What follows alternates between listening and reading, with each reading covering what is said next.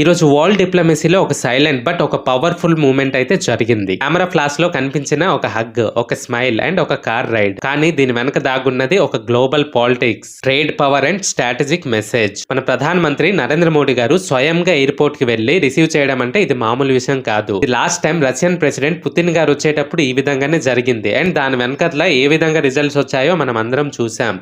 And అదే విధంగా UA కి సంబంధించిన ఒక లీడర్ మన దేశానికి జస్ట్ ఒక 2 hours కోసం వస్తే మన పిఎం నరేంద్ర మోడీ గారు రూల్స్ అన్ని బ్రేక్ చేసి ఎందుకు వెళ్ళారు అండ్ దీని వెనకట్ల దాగున్న నిజాలేంటి ఈ వీడియోలో సింపుల్ గా మనం తెలుసుకుందాం. UAE president Sheikh Mohammed bin short time official visit కోసం ఇండియాకి వచ్చారు.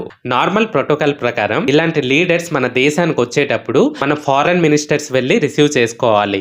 అండ్ అదే విధంగా ఇలాంటి లీడర్స్ వచ్చేటప్పుడు ముందుగానే ఇలాంటి ప్రోటోకాల్ ఏ కార్లో వెళ్ళాలి, ఎవరు రిసీవ్ చేసుకోవాలి, ఏ వెహికల్ ఎక్కాలని ముందుగానే డిసైడ్ చేయబడతాయి. కానీ ఇవన్నీ పక్కన పెట్టి మన పిఎం నరేంద్ర మోడీ గారు ఎందుకు వెళ్లారు, దీని వెనక మెయిన్ రీజన్ ఏంటి? పిఎం నరేంద్ర మోడీ గారు వెళ్లి రిసీవ్ చేసుకున్న తర్వాత ఆయనకి ఫ్రెండ్షిప్ తో ఒక హగ్ ఇచ్చేసి ఒక స్మైల్ అండ్ అదే విధంగా లెట్స్ గో అని ఒకే కార్ లో తీసుకెళ్లడం, ఇది మళ్ళీ సెన్సేషనల్ గా మారింది. ఈ మూమెంట్ అన్నది సోషల్ మీడియాలో చాలా వైరల్ అయింది. న్యూస్ ఛానల్స్ లో ఇదే breaking headlines. National and international wide గా PM Modi breaks protocol for UAE president అని. అయితే ఈ విజిట్ డ్యూరేషన్ అనేది జస్ట్ 2 hours మాత్రమే, కానీ దీని ఇంపాక్ట్ అయితే గ్లోబల్ లెవెల్లో ఉంది. ఫ్రెండ్స్, డిప్లొమసీలో ప్రోటోకాల్ అంటే ఒక రూల్ బుక్. ఇలాంటి విజిట్స్ అన్ని ముందుగానే ఫిక్స్ అయి ఉంటాయి. ఎప్పుడైనా సరే ఒక దేశానికి సంబంధించిన ప్రెసిడెంట్ ఇంకో దేశానికి విజిట్ చేస్తున్నారంటే స్వయంగా ఆ దేశ ప్రెసిడెంటే వెళ్లి రిసీవ్ చేసుకోవడం చాలా రేర్ అండ్ స్పెషల్ కేసెస్ లో జరుగుతుంటాయి. అలాగే మన ఇండియాలో స్వయంగా మన ప్రధానమంత్రి నరేంద్ర మోడీ గారు వెళ్లి రిసీవ్ చేసిన leaders top priority nations, strategic partners, long term allies. So UAE president కోసం ఇలా చేయడం అంటే మన ఇండియా చెప్పిన మెసేజ్ సింపుల్. అదేంటంటే మీరు మా నార్మల్ ఫ్రెండ్ మాత్రమే కాదు, మీరు మా స్ట్రాటజిక్ ఫ్యామిలీ అని. అయితే ఇప్పుడు క్వశ్చన్ ఏంటంటే ఎందుకు యుఏఈకి మనం ఇంత ఇంపార్టెన్స్ ఇవ్వాలి?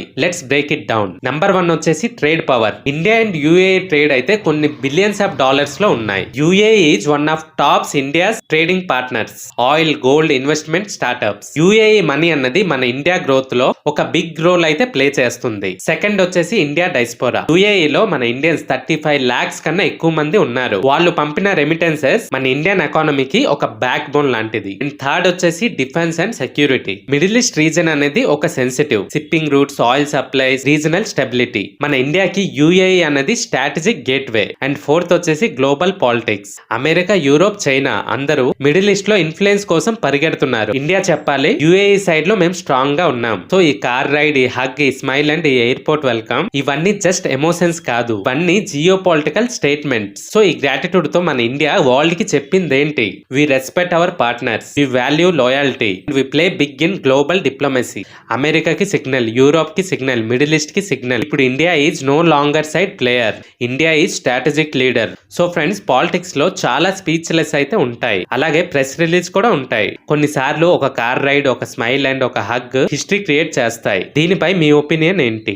ఇది ట్రూ ఫ్రెండ్షిపా లేదా స్మార్ట్ గ్లోబల్ స్ట్రాటజిక్ నా? మీ ఒపీనియన్ ని ఖచ్చితంగా కామెంట్ లో చెప్పండి. అలాగే ఈ వీడియో కనుక నచ్చితే ఈ వీడియోని ఒక లైక్ చేసి మీ ఫ్రెండ్స్ అండ్ ఫ్యామిలీ మెంబర్స్ కి షేర్ చేయండి. అలాగే ఛానల్ ని సబ్స్క్రైబ్ చేసి సపోర్ట్ చేస్తారని కోరుకుంటున్నాను. Thanks for watching. జై హింద్.